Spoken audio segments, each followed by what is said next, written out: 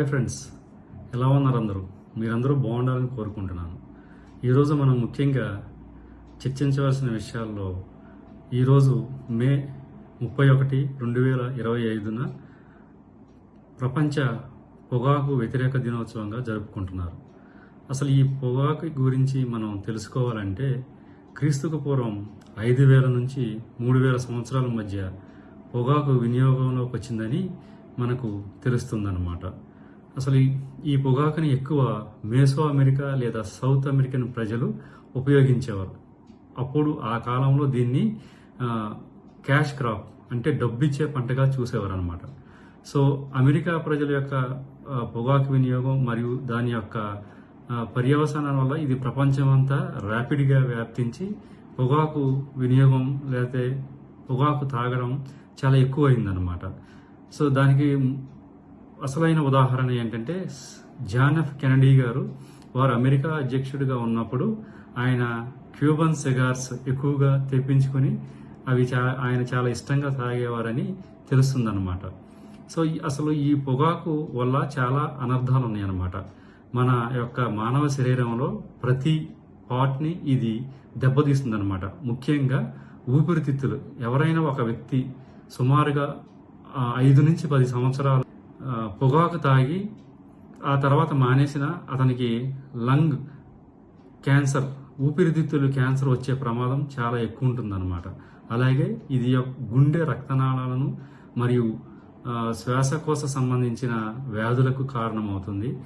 మరియు శరీరంలో అన్ని భాగాలను ఏదో ఒక రూపంలో ఇది దెబ్బతీసే ప్రమాదం ఉందన్నమాట. కాబట్టి ముఖ్యంగా ఈ మధ్య కాలంలో యువత ఎక్కువగా సిగరెట్ లేక ధూమపానాన్ని తాగడానికి వారు చాలా ఆసక్తి చూపుతున్నారు. ఎందుకంటే అది ఒక ప్యాషన్ గాను లేకపోతే స్టైలిష్ గాను ఉంటుందని అనుకుంటున్నారు. కానీ అది మనం అలవాటు చేసుకోక ముందు తెలియదు దాని యొక్క పర్యవసానాలు. మనం ఒక్కసారి అలవాటు చేసుకున్న తర్వాత అది మనల్ని పట్టి పీడిస్తుంది. మనం డీ అడిక్షన్ సెంటర్కి వెళ్తే కానీ చాలామంది ఆ యొక్క ఆ పొగాకు నుంచి, వ్యసనం నుంచి బయటపడే అవకాశం చాలా తక్కువ ఉంటుందన్నమాట. సో రెండో విషయానికి వచ్చేసరికి ఇప్పుడు తెలంగాణ రాష్ట్ర ప్రభుత్వం కానీ లేకపోతే ఇతర రాష్ట్రాలు కానీ భారతదేశంలో హై సెక్యూరిటీ ప్లేట్స్ అంటే నంబర్ ప్లేట్స్, వాహనాలకు సంబంధించిన నంబర్ ప్లేట్ల మీద చాలా అర్థవంతమైన చర్చ జరుగుతుందన్నమాట. ఎందుకంటే అసలు ఈ హై సెక్యూరిటీ నెంబర్ ప్లేట్స్ ఎందుకు తీసుకొచ్చారంటే నకిలీ వాహనాలను అరికట్టడానికి మరియు చోరీలు జరిగినప్పుడు ఎగ్జాక్ట్గా మనం తెలుసుకోవడం కోసం, అలాగే మనం రోడ్ల మీద సంచరించేటప్పుడు మన సేఫ్టీ కోసం కూడా ఈ హై సెక్యూరిటీ ప్లేట్స్ని ప్రభుత్వం తీసుకొచ్చిందనమాట. యాక్చువల్గా ఇది 2019 ఏప్రిల్ 1 నుంచి అమల్లోకి వచ్చింది. సో మన రాష్ట్రంలో, మన తెలంగాణ రాష్ట్రంలో సుమారుగా 71 లక్షల వాహనాలకు హై సెక్యూరిటీ ప్లేట్స్ లేవన్నమాట. సో ఇందుకోసం ప్రభుత్వం ఖచ్చితంగా కొన్ని నిర్ణయాలను తీసుకుని ఎట్టి పరిస్థితుల్లో ఈ హై సెక్యూరిటీ ప్లేట్స్ ప్రతి వాహనానికి అమర్చేలాగా ప్రణాళికలు చేస్తుందన్నమాట. సో ఇందుకోసం కనిష్టంగా 320 రూపాయల నుంచి గరిష్టంగా 800 రూపాయలు వసూలు చేయాలని నిర్ణయించుకోవడం జరిగిందనమాట. అలాగే అమెరికా సిబి పోటీల్లో భారత సంతతికి చెందిన బాలుడైన ఫైజన్ జాకీ గెలుపొందడం జరిగిందనమాట. సో దీనికి బహుమతిగా $50,000 అమెరికా ప్రభుత్వం ఇస్తుందన్నమాట. సో గత కొన్ని సంవత్సరాలుగా భారత మూలాలున్న వ్యక్తులే ఇందులో గెలవడం జరుగుతుందన్నమాట. ఈ పోటీలను 1925 సంవత్సరం నుంచి నిర్వహించడం జరుగుతుందన్నమాట.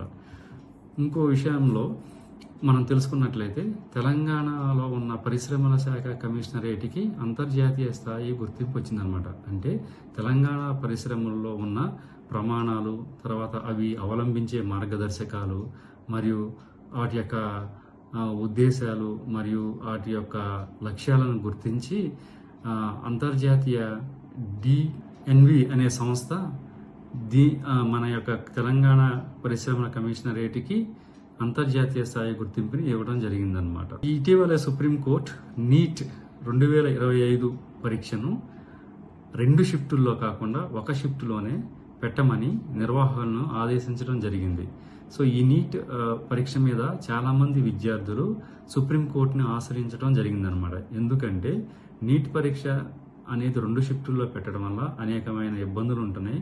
కాబట్టి ఒకే షిఫ్ట్లో పెట్టాలని సుప్రీంకోర్టు రాజ్యాంగ ధర్మాసనాన్ని ఆశ్రయించడం వలన సుప్రీంకోర్టు త్రిసభ్య బెంచ్ ఏం చేసిందంటే నీట్ పరీక్షను ఒకే షిఫ్ట్లో పెట్టాలని దాన్ని నిర్వహించే వారిని ఆదేశించడం జరిగిందనమాట.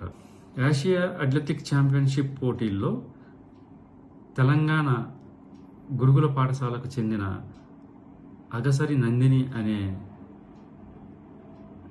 స్త్రీ జాతీయ స్థాయి అథ్లెటిక్స్ పోటీల్లో గోల్డ్ అంటే బంగారు పథకం సాధించిందనమాట. సో దీనికి సంబంధించి తెలంగాణ ముఖ్యమంత్రి వర్యులు ఆమెను అభినందించడం జరిగింది.